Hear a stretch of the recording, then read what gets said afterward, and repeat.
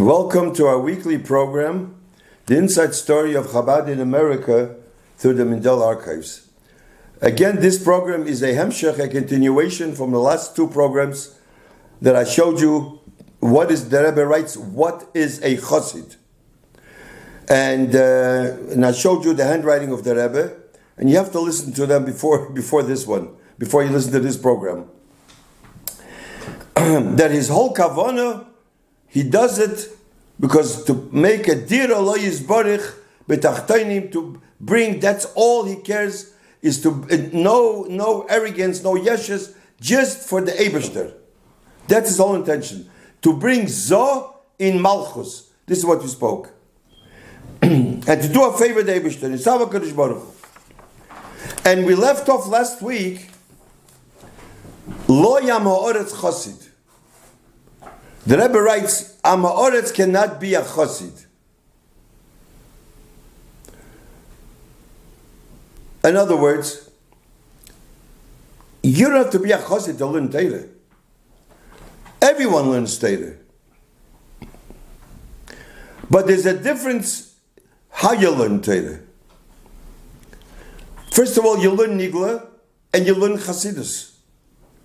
A Chosid, a Yid, to bring down Mashiach, to make Deibishtes dir b'tachtoinim, you have to be a Chosid. Just by learning Nigla, Gemara, something is missing. The Chayes is missing in this world. That's why when the Rebbe writes a letter to a Chosin, the Rebbe says, Moyer Shabbatayra. Zoi Torah Chassidus. You have to learn Chassidus, Nigla and Chassidus. And as once I mentioned, I heard from Rabbi Shvei, the difference between a person learning Gemara. And when a person learns Gemara, of course Gemara is Torah Hashem. So you learn Shleimers and Betalis, or Labasar, you learn Omer Rabbi Akiva. A Chosid learns Torah, he starts, the Eibishter says, Shnayim Moshe Betalis. The Eibishter says, he's learning everything is only for the Eibishter. This is a Chosid. And learning this way, he brings down the Shekhinah. So when a Chosid learns Nigla, you can see this is a Chosid learning Nigla. And when a Chosid learns Chassidus, you can see this is a Bal Nigla learning Chassidus. And his whole behavior, his whole anhoge, his whole conduct becomes chassidish, and he makes a dir Allah yizbarich at home for his children and his grandchildren. This is a chassid. He brings Zoin Malchus, ein melech b'lei yam. And this is how a chassid lives and a chassid should live. Living like that, I heard once from a mashpia, the Rebbe didn't say that. I once heard from a mashpia, he means bein seirer u'meire, it doesn't mean dafke bein. It says that a seirer u'meire, a child that rebels, seirer u'meire, lahaya v'lo nivra. It never happened. Okay, the same. But the mashpia said, but the Torah says, kiyiyah, that means there's something there. So he says then, when a chassid lives like a chassid, his whole, no yeshes, no gaive, he learns because the Eibishter said so. And the child sees that the father davens with kavanah, and he davens, and every word, he never misses a minyan, and he davens, and his whole anhogeh. And, he says, when a child sees that the mother, who is a chassidah, lights candles, and she covers her eyes, and that is the moment that she can ask the Eibishter for bon chaye u'mezeine revicha. Everything. This is a very holy time, and she cries when she benches licht. She has in her mind everything, all the mishpacha and whoever, and the child stands and watches. It's impossible that the child should grow up a ben seirer u'meire. It's impossible, Zokter. It depends the chinuch. If a real chassid, it's impossible to do it. This is what. So a chassid is a chassid that learns chassidus, And then, so when it says Amos Osimar, the Malk Futsu, it's Futsu Chassidus. Because you can't bring Mashiach. So a person who's not a Chassid has a problem. We need Mashiach. You have to learn Chassidus also. And here I want to mention, speaking about a Chassid, I once heard from my father, Olav Hasholem. He spoke by Bar Mitzvah.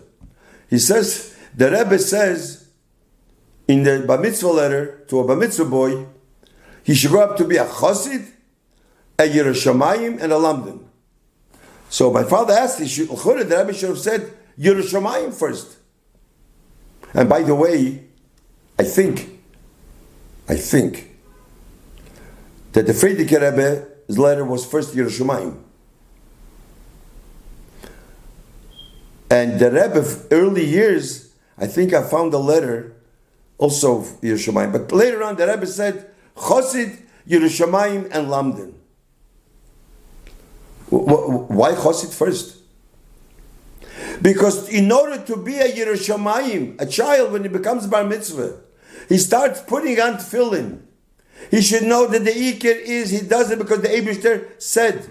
He's doing it for the Eibishter. That will make his Yerushalayim a Yerushalayim. And when he learns Torah like a Chosid, knowing that there is a nice in a Torah. This is a Chosid. But he has to learn Chassidus dabei. And mentioned then, so whatever the Eibishter does, we do. A child should know that. A child said in the Mitzvah Maimer. And we do what the Eibishter does. We put on film, the Eibishter puts on film. What does it say in our tefillin? Shema Yisrael, how much we love, how much everything is Hashem, we love Hashem. That's it. What does it say in the Eibishter's tefillin? Umi ka'amcha ki Yisrael, how much the Eibishter loves a Yid. We put on tefillin shal yad and tefillin shal reish, on the hand and on the head. And the Eibishter has tefillin shal yad and tefillin shal reish. What is the tefillin shal yad of HaKadosh Baruch Hu? Pashut, anoshim pshutim. They learn Torah, but they're more pashtus. No arrogance, no yeshes. Everything is for the Eibishter. Pashut. Everybody wants to do for the Eibishter, but their mamish, they have no other motives. Only they anoshim pshutim. These are the shal yad of HaKadosh Baruch Hu. The Yidden like that. What is the shal reish? This is already, people have knowledge. Not that they don't do for the Eibishter, but they have more in knowledge. They're Talmid Chachamim, Rosh Yeshivas, Mashpiyim. That's the tefillin shal reish of HaKadosh Baruch Hu. You need that. Their inyan is more than Anoshim Pshutim. When we take off the tefillin, the shal reish comes off first. The shal yad always remains. You begin with shal yad, and you end with shal yad. Pashtus, Ibergegebenkeit, honesty. This is what a chassid. I remember my father mentioned it, and so we see from here in this day and age, you see Baal Tshuva become chassidim. Well, why does a Baal Tshuva become a Baal Tshuva? Does he know about Avas Hashem? That's why he becomes from. First of all, there's no Baal Tshuvas. This Baal Tshuva is not called a Baal Tshuva. Baal Tshuva, they didn't do Tshuva. They never knew anything. They didn't do Tshuva. A Baal Tshuva means, the Poshet. They were in this Gashmidik world, and they realized, what did they realize? After everything, that the whole life is not worth anything. There's only the Eibishter in the world. So they become chassidim. That's a G'doyle Baal Tshuva Yosem Tzadikim Gemurim. A Baal Tshuva is even higher than a tzaddik.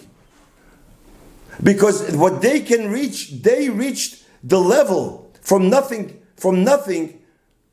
to become, and they do things bepashtus. Why?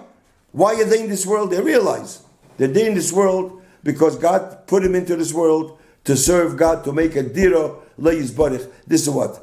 and they can become chassidim now. So because many people ask, he's a Baal Tshuva, he became a chassid. He became a chassid. His pashtus, his poshitkeit, this is what he lives for. And that's why he's called a Baal Tshuva.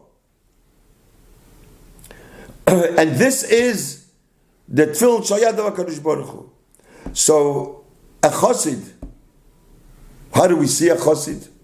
First, in his learning, and as the Rebbe writes in Hayom Yom, whatever he does is chassid. He sings like a chassid, he walks like a chassid, he eats like a chassid, he sleeps like a chassid. I once heard from a mashpia, when you go to sleep, you have a yarmulke on. You have to have a yarmulke. You don't sleep without yarmulke. And what wakes up a chassid? If a yarmulke falls off his head, automatically he wakes up. He's sleeping. He's deep in his sleep, but he'll wake up because his yarmulke fell off his head. This is a chassid, and this is how a person should live. And this is part of the thing. I will, in Mitzvah Hashem, next week, we are going to continue the other part of what a chassid is. Thank you.